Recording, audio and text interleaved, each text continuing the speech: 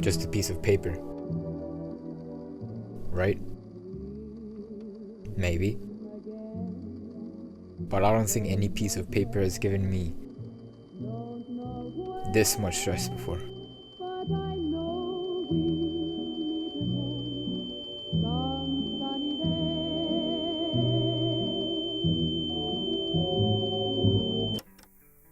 When I was 8, I decided that I'd become the greatest footballer in the world, or maybe even an astronaut who discovers a new planet. And then a few years passed and I turned 16, and I decided that engineering was good enough for me. Not because I wanted to, but it just seemed like something possible, something I'd be capable of doing, something normal.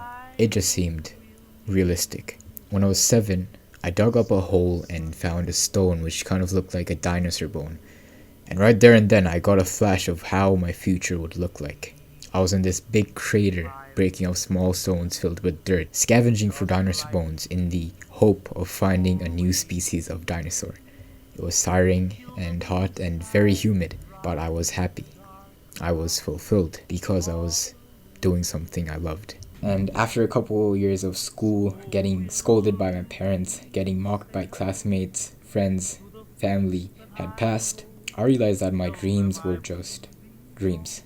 They weren't reality. They were just in my mind. And they weren't realistic. How many dreams do you think have been extinguished by the word realistic? Let me tell you one thing that I've learned in my short 17 years of life.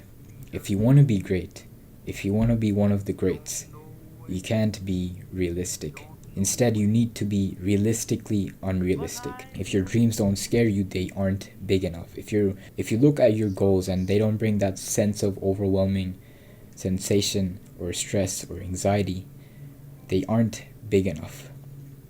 You can go bigger. It sets a limit to yourself. It sets a bar.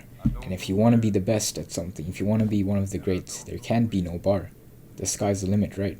What realistic does, it sets a bar for yourself. And you think that everything that lies above this bar called realistic, is deemed impossible. And so you must get rid of that word from your mind.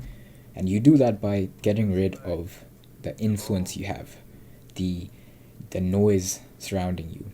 All that noise of people saying that your goals, your dreams are unrealistic, that you're being delusional, that the goals that you set down on your wall are just too high for you to achieve. And I say that because if you want to be the best, you can't think like everybody else. Because if you do think like everybody else, you be like everybody else. And in short, in simple, that just means you're being average. You're just the result. You're just a product of everything that you've gone through. And so how do you possibly get rid of the influence, the noise, the opinions of people you don't want to grow up to be like? You do that by leaning into your weirdness, into what makes you odd, what makes you unique, what weird music tastes you have, what weird hobbies you have.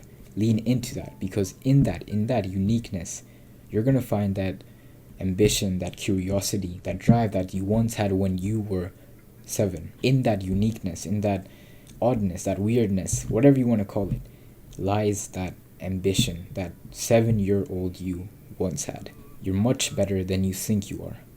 Get that in your mind. And as always, go make it happen, man.